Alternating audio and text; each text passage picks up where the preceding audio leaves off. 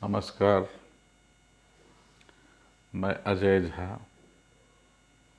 अपने channel astro view point के माध्यम से आप लोगों के सामने हूँ। मैं अलग अलग विषयों पर वीडियो बनाता रहता हूँ। प्रयास करता हूँ कि रेगुलर आप लोग के पास वीडियो जाए, लेकिन व्यस्तताओं के कारण ऐसा संभव नहीं हो पाता है। तो आज मेरा विषय है बच्चों को अन्य विधर्मियों का जो प्रभाव है, जो संक्रमण है हमारी भारतीय संस्कृति पर, जो हमारे हिंदुत्व पर है, उससे कैसे बचाया जाए। सबसे बड़ी बात, इतिहास का जो लेखन है वो कहीं न कहीं इस तरीके से उसका प्रस्तुतिकरण है जो हमारे हिंदुत्व को लगातार नीचे दिखाता है। वो दिखाता है कि मुगल बर्बर थे, अंग्रेज बर्बर थे, उससे पहले हूण थे, मंगोल थे, सारे के सारे लोग थे। उन्होंने आक्रमण किया और जो हिंदू थे, यहाँ के सनातन धर्मी थे, वो उससे परास्त हो गए। इसके बारे में ये नहीं बताया जाता है कि किन परिस्थितियों में वे परास्त हुए।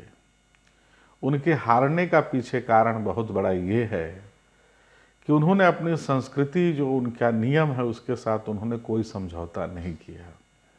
उन्होंने किसी के पीठ पर छुरा नहीं घोंपा, किसी निर्बल को उन्होंने नहीं सताया, किसी गरीब की संपत्ति को उन्होंने नहीं लूटा। और जो बर्बर आक्रमणकारी थे, उनका न कोई नियम था, न कोई कानून था। एक ही उद्देश्य था, जितना नुकसान किया जा सके। पहले तो इन्होंने संपत्ति का नुकसान किया और मनोवैज्ञानिक रूप से उन्होंने हमारे देवताओं की खिल्ली उड़ाई, मंदिरों को तोड़ा। मंदिरों को बचाने के क्रम में बहुत सारे पुजारी, बहुत सारे जो धार्मिक जनता थी, उन्होंने अपनी शहादत दी। आपको इतिहास में इन चीज़ों का कोई वर्णन नहीं मिलेगा, क्योंकि इतिहास एक सुनियोजित षड्यंत्र के तहत लिखा गया है।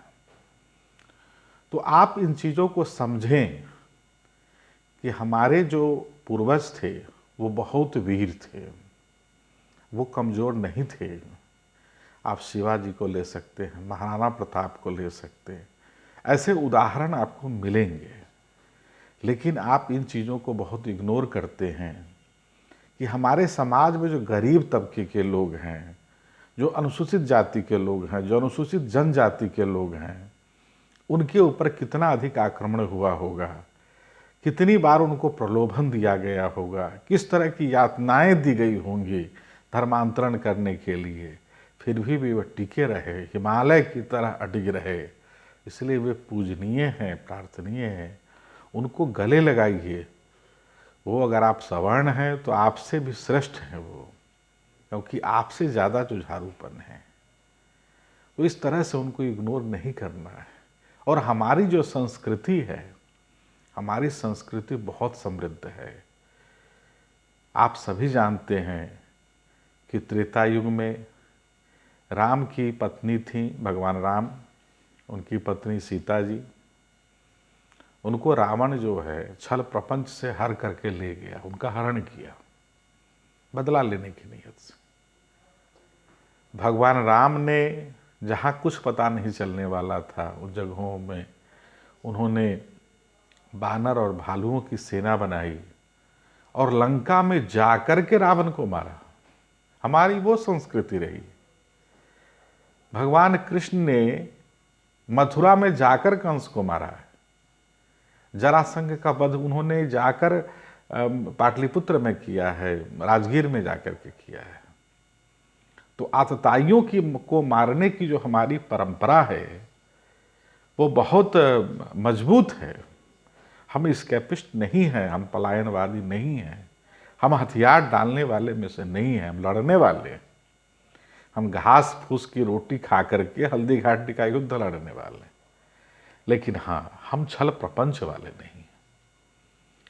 तो यही छल प्रपंच को दिखा करके जो पाश्चात्य इतिहासकार हैं वो हमारी संस्कृति को नीचा दिखाने के लिए लगातार प्रयास करते हैं।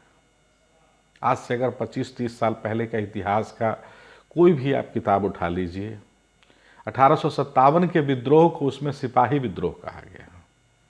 अगर रियल में अगर सिपाही विद्रोह होता तो उस विद्रोह में केवल सिपाही शामिल होते, लेकिन ऐसा नहीं था। वो भारत का प्रथम स्वतंत्रता संग्राम था। तो जगह जगह पर जब भी हमारे संस्कृति पर, जब भी हमारे धर्म पर, जब भी हमारे भारतीय भूधरा, हमारी भारत माता पर जब भी किसी आक्रांता की नज़र आई है, किसी बर्बर लोगों की नज़र आई है, तो लोगों ने वीरता से लड़ा है। आज इस चीज़ को कहीं न कहीं हमको अपने, हमारे जो बच्चे हैं उनके अंदर डालने की आवश्यकता है। उनको युद्ध सिखाइए, युद्ध सिखाइए। इजराइल में क्या है? इजराइल में तो सबको सैनिक शिक्षा अनिवार्य है। तो क्या वहाँ आपस में मारकाट होती है? नहीं होती है। अगर सबको युद्ध का पता होगा, प्रशिक्षण होगा, तो युद्ध नहीं होगा। जब एक आदमी के पास होगा तो दिक्कत है उस समाज को। जब समाज के सारे लोगों के पास वो चीज़ें हो जाएंगी तो कुछ नहीं होगा वहाँ। सब, उसको भी डर होगा कि अगर मैं करूँगा तो हमको उत्तर जरूर मिलेगा, रिप्लाई जरूर मिलेगा। तो अपनी संस्कृति के बारे में आप राम की कथा सुनाएं, तो पुष्प वाटिका प्रसंग सुनाएं, राम बड़े दयालु थे, ये सारी चीज़ें बताएं। तो ये भी बताएं कि राम बहुत वीर थे। जब उनको आवश्यकता पड़ी तो वो लंका भी गए और उन्होंने रावण का वहाँ पे वध किया। और केवल रावण का ही वध नहीं किया, उसके साथ देने वाले जितने थे सबका उन्होंने नाश किया। भगवान कृष्ण ने केवल कंस का वध नहीं किया। कंस उनके मामा थे, लेकिन आतताई थे तो उसको उन्होंने कभी भी स्वीकार नहीं किया और उसको उन्होंने वध किया, और पूरी जनता के सामने वध किया, अकेले में नहीं किया। तो इन चीज़ों को हमें आज की जो पीढ़ी है उसको बताने की ज़रूरत है कि हमारी संस्कृति पलायनवादी नहीं है, हमारी संस्कृति जुझारू है। हम कभी पीछे नहीं हटे हैं। हमारे साथ धोखा हुआ है, हमने किसी के साथ धोखा नहीं किया है। लेकिन आज अगर समय के साथ हमको अगर चलना पड़े तो हमारे साथ जिन्होंने धोखा किया उनसे मैं 4 कदम आगे हम लोग हैं। इस चीज़ को बताने की आवश्यकता है। धन्यवाद।